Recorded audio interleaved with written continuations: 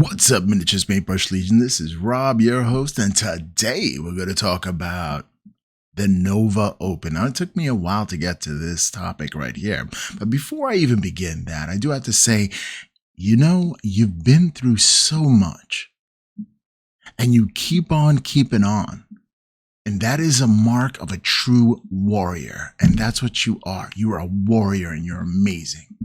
All right.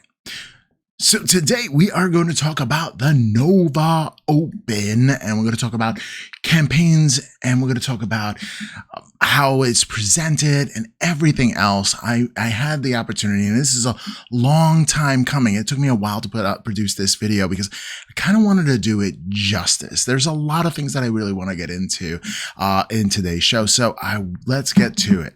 The first thing is the Nova Open is one of many of the major gaming conventions you are going to see in America. And what they do is they showcase models, they showcase things. So the first thing the Nova Open is a platform for them to showcase new models. Games Workshop comes out and they showcase the new models for the year.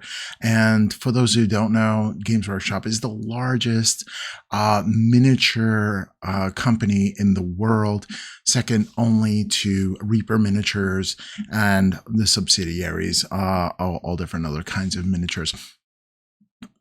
But they are the premier wargaming miniature, and they are so popular, and they're gaining even more popularity as time goes on. So let's talk about what the Nova Open is. So that is the first thing. They're going to show up new miniatures and everything else. And I do have a couple of pictures of those new miniatures. I do like the Space Marines with the jump packs. Everything is going full Primaris, but this is nothing new. Like we knew that this was going to happen. Like all the other little Marines were going away, and scale creep was a thing. Codex creep's a thing. Why not scale creep? And honestly, the company does need to actually thrive, right? And why is it that people are so obsessed with Games Workshop thriving? And let me propose something to you. Okay, so wargaming is a niche hobby. It's a niche and type of niche inside a niche, right? It is comparatively small on the grand scale of things. Like, for example, Dungeons and Dragons came out in 1974. I know this very well because that's the year I was born. And it has grown in popularity. It has become part of pop culture and accepted. And that is exactly what wargaming wants to be. It wants to be right in the center of it all. It wants to have the main stage instead of just being a sub-niche, always being the back burner of miniatures and of all those things. It just wants to get to center stage. And our best chance in the wargaming hobby for it to get center stage is that if Games Workshop succeeds in their mission as PR people and as, really getting the word out about our hobby. So a lot of people rally up behind it to really push that Games Workshop succeeds. Now, had it been a different company, then that's what we would rally up as a community to push forward. But Games Workshop puts out a quality product. They also charge whatever the heck they feel like it, which, it's a thing, right? So in the Nova Open, first thing, they show off their new miniatures, they show off their new shinies, and it's great. And it was interesting because I sat in on the showing of that. And one year when they actually introduced the Plastic Sisters of Battle, there was actually a Plastic Sister of Battle underneath the seat for the people that attended the showing of the new miniatures, right? And which was amazing. Absolutely amazing. And but so this year they joked, they alluded to it, right? They said, yeah, so remember the Sister Battle that we had under your seat? If you check under your seat, everybody went for it. I went for it. It wasn't there. What there was on the seat though is a $10 coupon for the Games Workshop store where you buy things at full price. I mean, They suckered me into a couple of things. I mean, you could see the Nova Open gear that I bought in another video, my past video for the Nova Open. You can check that out. And that is like insanity, right? So in any case, at least I got $10 off, right? So what they do is they swear to secrecy. And you can't have any videos or any of that, or they're not going to come back to Nova Open and show off their things if you do have any video running. So everybody like shuts off their cameras and phones and stuff like that, and they put it away. And they're sworn to secrecy. And there's actually people going up and down the aisles to making sure that nobody is taking any pictures of anything like that. Well, you know, the keynote speaker comes in, starts talking about all the, you know, Nova Open and all the things, and then the presentation starts coming out, which is pretty amazing. And within like a half an hour, they actually show it and they air it all over the world, the new releases and the new things. And then you could talk about it, like you're sworn to secrecy. So that was pretty cool.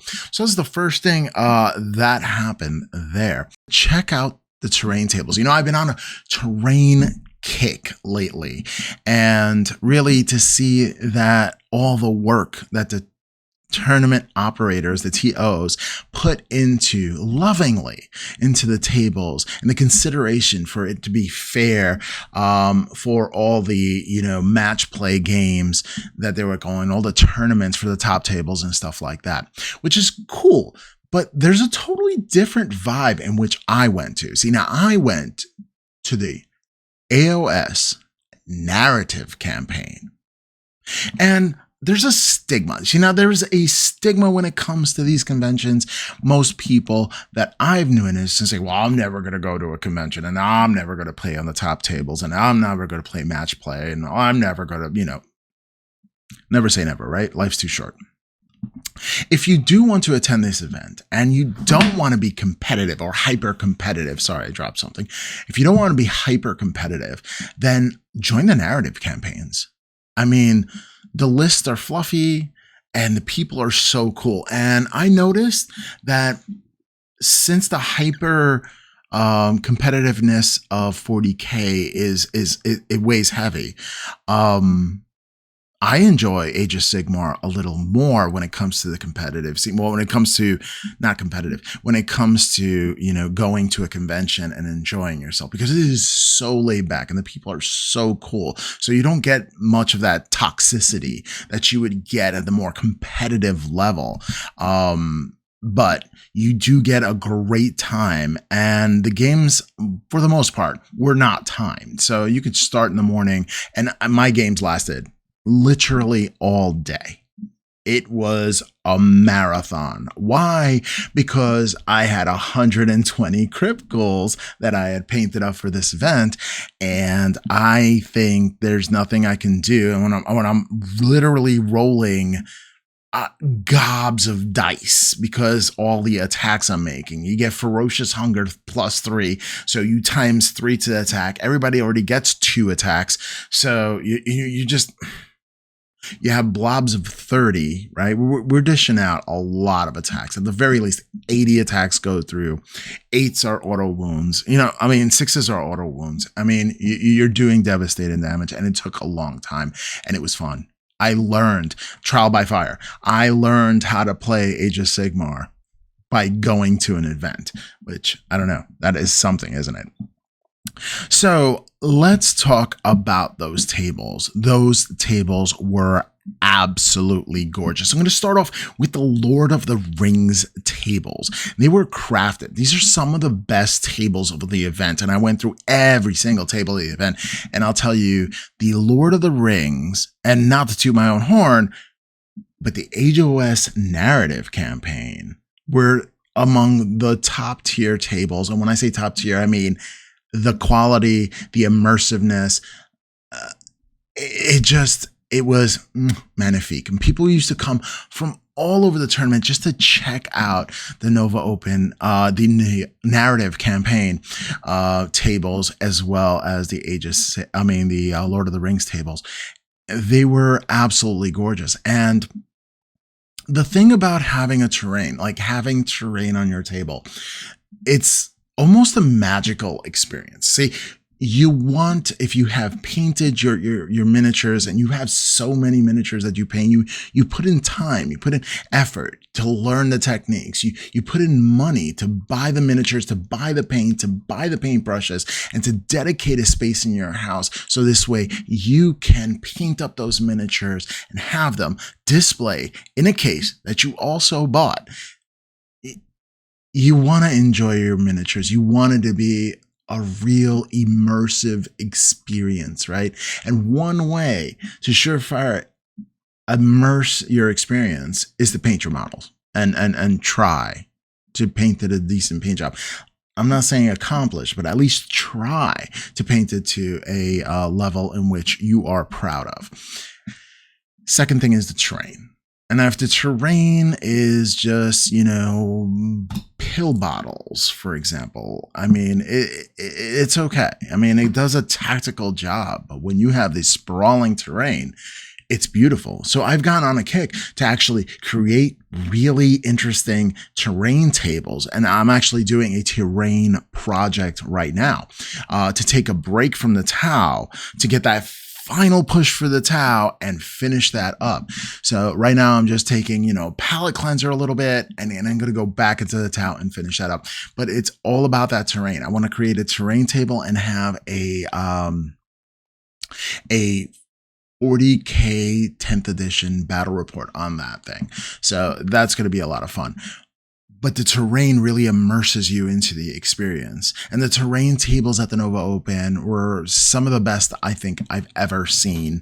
And there was huge things going on. There was even this entire huge table of this wall that I garrisoned. And I played in the game. I was part of it.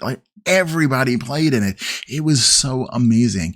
And it was quite the experience. So if you're afraid to go to one of these events, don't be. Go into the narrative campaign. I'll tell you, it's an experience you're just never going to forget. All right. So let's talk a little bit about that living campaign. Now, here's the thing about narrative campaigns. You think it's once and done. It's not. This is something that evolves. So everything that I've done with my edge of the world in the campaign map is change the landscape of the world. I mean, I have a Flesh Eater Court's outpost that's in there, and it'll remain in there for next year. So this is a living, breathing campaign where you have the TOs, which are essentially dungeon masters, telling a story. And you are telling the story because you're the main characters with your armies pushing up, of epic battles going on. Oh, it is just an amazing experience and completely immersive. Okay, so if you want something to be a part of something bigger than yourself, go and do a narrative campaign, namely AOS narrative, especially if you're going to Nova Open. So this way you might even play against me, which would be amazing. All right. Next up is the 40K scene. There was this honkin', and I mean huge, Terminator that was there. It was so much fun to see it. The eyes actually glowed at night. They turned that on. So it was really, really cool to see this huge Terminator, larger than life Terminator. If I had the space for it, I wouldn't take it home. That was what would I do with it? It's bad enough I have the store card stands that's 7 foot, 8 foot tall, kind of for Age of Sigmar as well as 40K that the stores have given me, the display models, right? So I don't want to. I don't think I can handle something that big in my club. Don't you say it. All right, now, in any case, let's talk a little bit about the cosplayers. That was a lot of fun too. The cosplayers were amazing and fun, and they were there. If you're going to the event, I'm telling you, they love their cosplayers there. If you go to the event and you like cosplaying, that is a venue for you. I always like seeing that. Unfortunately, I didn't get to see too many Sisters of Battle, and I would have loved to see some Sisters of Battle. It would have been amazing. All right, so let's talk about the art show.